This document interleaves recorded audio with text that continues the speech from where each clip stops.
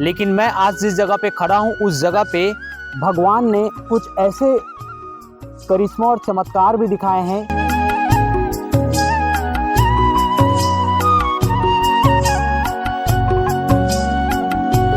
सिंगी का काम हो गया या सिलाई का काम हो गया या प्रशिक्षण का, साबुन बनाने के या फिर कोई भी उत्पाद का, इस तरीके के काम को इस जगह से सिखाया जाता है। और मोर संग चलोगा,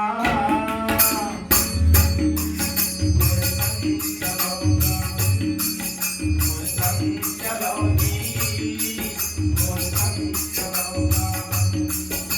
वो दिव्यांगजनों के लिए अपन कार्य करना है ताकि वो भी, उन लोग भी, दिव्यांगजन जो भाई बहन हैं, उन लोग भी अपनी मुख्य धारा में समाज के जुड़ सके। बहुत ही कम जीवन में एक ऐसे मौके मिलते हैं जिसमें हम समाज के लिए या फिर समाज में कुछ ऐसे लोग भी रहते हैं जिनके लिए काम करना एक पुण्य की भागी होता है।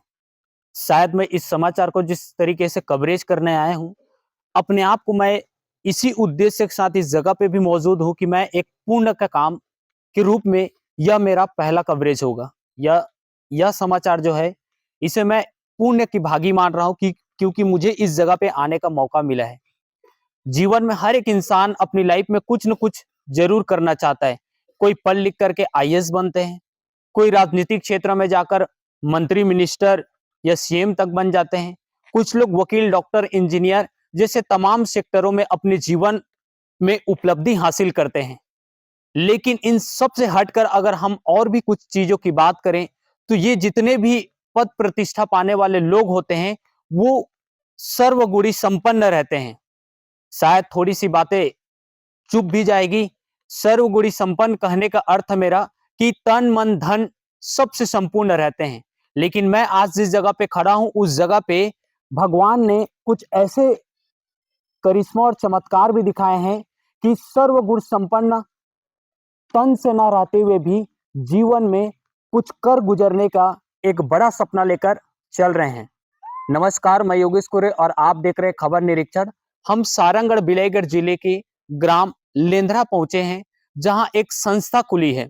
संस्था का मैं आपको बता दूं नाम, सबसे पहले छत्तीसगढ़ सर्व दिव्यांग साकार शक्ति संगठन, ये एक संस्था है। ये संस्था जो है दिव्यांग जनों के लिए खोला गया है। दिव्यांग जन यानी कि आपको मैं बता दूं जो शरीर से विकलांग है, चाहे वो हाथ से, पैर से, आंखों से, ये तमाम अंग से जो विकलांग होते हैं उनके लिए ये संस्था खोला गया। और इस संस्था के द्वारा जितने भी और दिव्यांग लोग हैं उनको यह बहुत बड़ी सहायता है, उनके लिए एक बड़ी सहायता साबित हो रही है।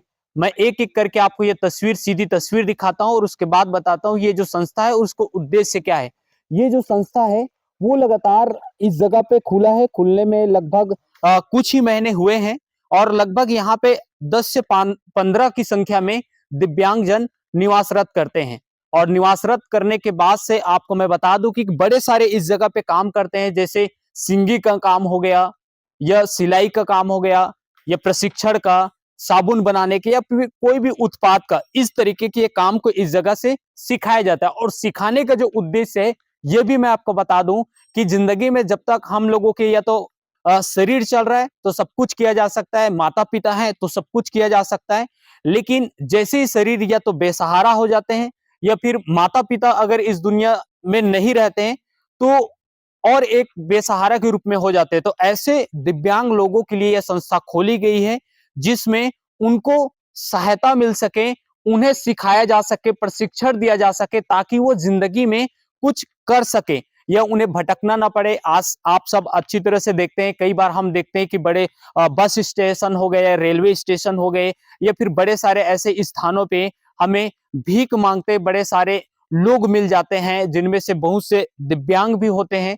तो ऐसे लोगों के लिए संस्था काफी मेहनत कर रही है जिनमें उनको इस तरीके की कोई परेशानी ना हो, वो अपने जीवन में कुछ कर जाए या फिर इस संस्था से जुड़ करके वो अपना आजीवन भी चला सकते हैं या रोजगार भी उपलब्ध कर सकते हैं सीख करके। तो हम सीधी ज्यादा बातचीत नहीं करेंगे, सीधा जो संस्था के अध्यक्ष हैं उनसे ही हम बातचीत करेंगे, उनसे ही जानेंगे कि यह संस्था कब खुली और क्या उद्देश्य है और क्यों इस जगह पे खोला गया, तमाम चीजों को लेकर। जी, सबसे पहले अपना परिचय बताएं। सर, मेरा नाम चंद्रकांत लहरे है। मैं मालखरौदा, ग्राम अमनदुला, जिला शक्ति का रहने वाला हूँ।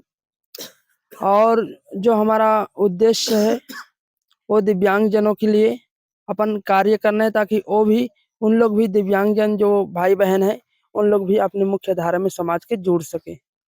अच्छा, आप लोग अभी ये संस्था कब खोले हैं?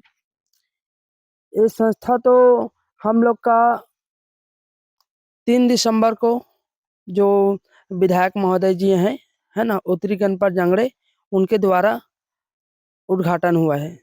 अभी कितने लोग रहते हैं आप सब? अभी हम लोग 20 लोग रहते हैं। क्या क्या काम अभी चल रहा है, क्या क्या सिखाते हैं, बताते हैं, कैसे रहता है जीवन रूटीन?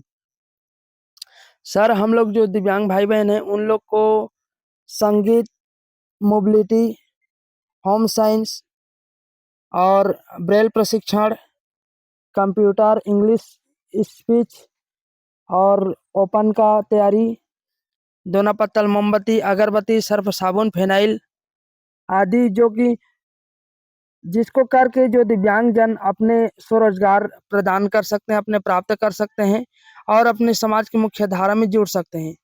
हम लोग का जो जो सोच है सर, कहीं पर भीख न मांगे, कहीं पर दर-दर के ठोकर न खाए, और छोटा सा प्रयास कर रहे हैं कि हमारे जो दिव्यांग भाई बहन हैं उन लोग समाज के मुख्य धारा में जुड़े और अपना जो लोग 3 टाइम खाते हैं कम से कम 1 टाइम ईमानदारी से अपना खाएँ और समाज के जो लोग हैं उनके उन लोग भी सराहें और उन लोग को महत्व दें।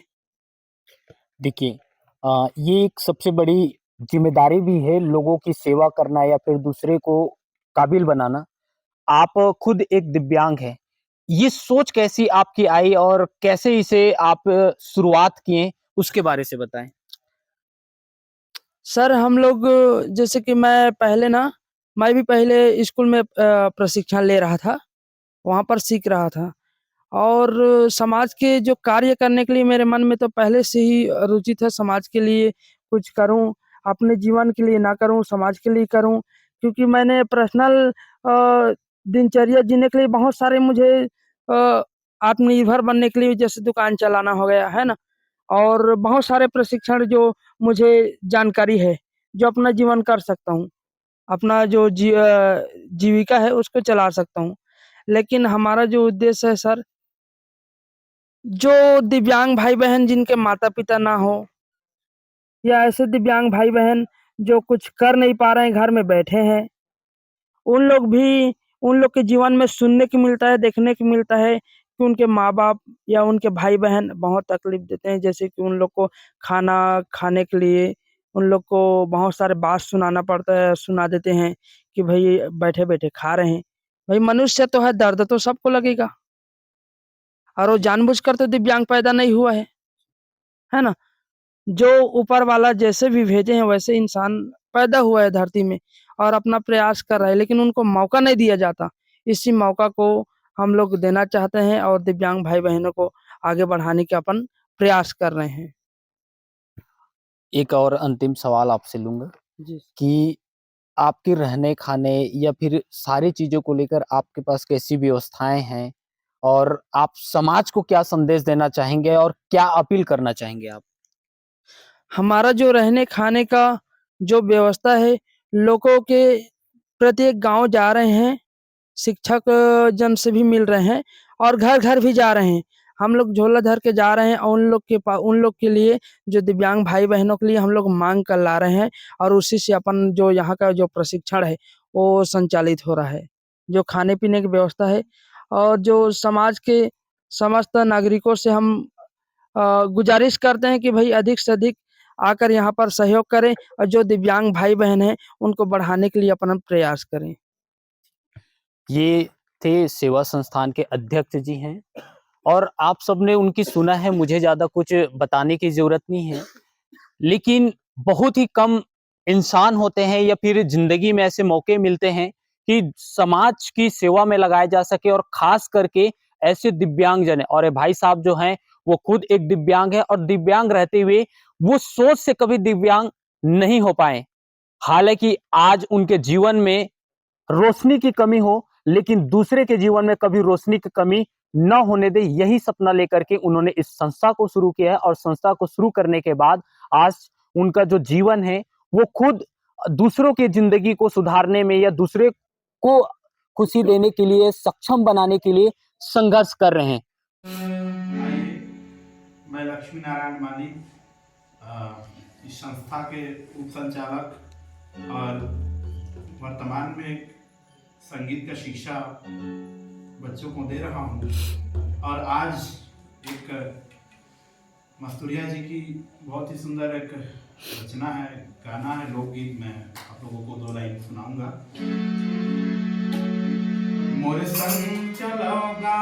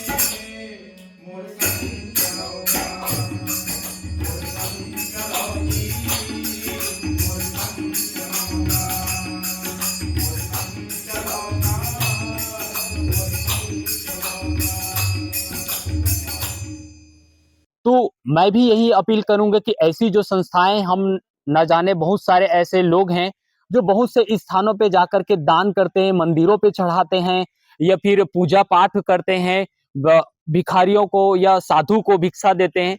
तो मैं आपको एक चीज कहूंगा कि ये भी एक जीवन में बड़ा पुण्य का अगर भागी होगा, अगर आपको कभी इस तरीके की संस्था का अगर सहयोग करने का मौका मिलता है। तो आप सभी से भी मेरा अपील है, खबर निरीक्षण की टीम से, कि ऐसे जो संस्था है जिन्होंने खुद के जीवन में अंधेरे रहते हुए भी दूसरे के जीवन को उजाले करने का बीड़ा उठाया, ऐसे संस्था को सहयोग करने का अगर आपको मौका मिलता है तो जरूर मौका आप उसका लाभ ले या फिर उसका सहयोग करें। और सीधी मैं तस्वीर में आपको अब दिखा दूं कि ये उनके रहने का सबसे बड़ी बात है कि अगर किसी भी स्थान पे अगर कोई भी काम करना चाहता है तो उनके सबसे पहले रहन सहन, ये देख सकते हैं आप, ये एक पुरानी बिल्डिंग है, ग्राम पंचायत तरफ से उन्हें मिला है, ये भवन है।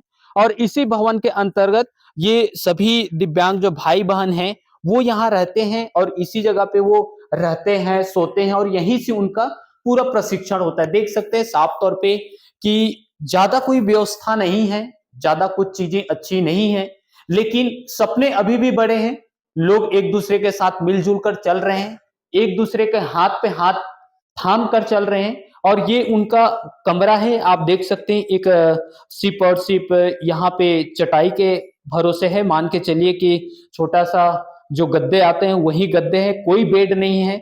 और इसी तरीके से 2 बिल्डिंगें हैं जो ग्राम के तरफ से मिला हुआ है और यहाँ से ही उनका पूरा सुचारू रूप से काम चल रहा है। तो ये हम सबसे बड़ी अपील भी यही करेंगे कि ऐसी जो संस्थाएं हैं इस पे शासन प्रशासन भी ध्यान दे, अवगत रहे और इन्हें सहयोग प्रदान करे। ये दूसरा बिल्डिंग मैं आपको बता दूं, ये पुरानी बिल्डिंग है और ये उनका प्रशिक्षण केंद्र है।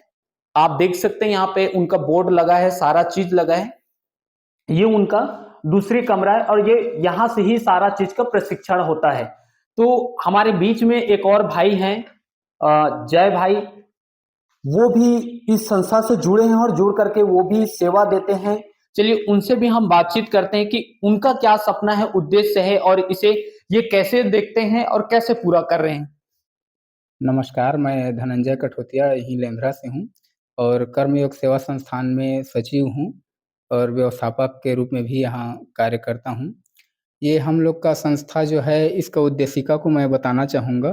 इसमें कुछ उद्देशिका है, जैसे शासन से संचालित विभिन्न दिव्यांग कल्याणकारी योजनाएँ जो हैं, जो दिव्यांग भाई-बहनों को पता नहीं चलता है, तो उनको हमको दिव्यांग लोगों के पास पहुँचाना है। ये एक मुख्य उद्देश्य है। उसके बाद दिव्यांगजनों की बेहतर स्वास्थ्य और शिक्षा के क्षेत्र में व्यापक स्तर पर कार्य करना है। और तीसरा हो गया, दिव्यांगजनों को संचार एवं प्रौद्योगिकी क्षेत्र में भी विशेष प्रशिक्षण प्रदान कराने की ज़रूरत है, उस पर भी हम लोग कार्य कर रहे हैं। और दिव्यांगजनों एवं महिलाओं को शिक्षा व रोजगार और स्वास्थ्य कौशल विकास के प्रशिक्षण के लिए जागरूक करना है। ये सब हमारे उद्देश्य हैं और इन्हीं उद्देश्य से हम लोग इसको स्थापित किए हैं। शुरुआत में तो बहुत सी दिक्कतें हुई हैं, अभी भी दिक्कतें हैं, लेकिन फिर भी लोगों के साथ मिल रहे हैं, अच्छा रिस्पॉन्स मिल रहा है, तो इसीलिए आगे बढ़ रहे हैं सबके सहयोग से। खबर निरीक्षण की चैनल के माध्यम से आप क्या अपील करेंगे या क्या संदेश देना चाहेंगे आप? अब इस समाज चैनल के माध्यम से जो लोग हमें सुन रहे हैं, देख रहे हैं, उनसे कर्मयोग सेवा संस्थान का सचिव होने के मैं आप लोग को बताना चाहूँगा। जितने लोग देख रहे हैं वीडियो को, ज़्यादा से ज़्यादा आप लोग इसमें लोगों को तक फैलाएँ और इसमें जोड़ें, ताकि उन लोग को ये संस्था के बारे में जानकारी पता चले और जो लोग नहीं जान रहे हैं, उन लोग को भी पता चले और दिव्यांगजनों को वो लोग बताएँ कि यहाँ ऐसा प्रशिक्षण हो रहा है और यहाँ सब लोग को हम प्रशिक्षित करें और अच्छे से अपना खुद का बिज़नेस, खुद का व्यवसाय, खुद के जीविकोपार्जन के लिए अपना आत्मनिर्भर बनें। ये तो थे भाई जो सचिव हैं और साफ तौर पे देख सकते हैं कि ये बड़ी ही सौभाग्य की बात है कि जिले में इस तरीके की कोई संस्थाएं संचालित हो रही है जो दिव्यांगजनों के लिए है और ऐसी संस्थाओं को भरपूर सहयोग करने की भी जरूरत है। मैं समाज से भी यही अपील करूंगा और शासन प्रशासन से भी कि इस तरीके की जो योजनाएं हैं ये सुचारू ढंग से इन तक पहुंचे और इन्हें उनका लाभ मिल सके और ये संस्था जो है वो काफी, ताकि उन्हें आगे चल करके और भी जो लोग हैं दिव्यांग हैं वो जुड़ करके इनसे और भी बढ़िया से विस्तृत किया जा सके। समाचार आपको अच्छे लगे, चैनल को लाइक सब्सक्राइब करें। धन्यवाद।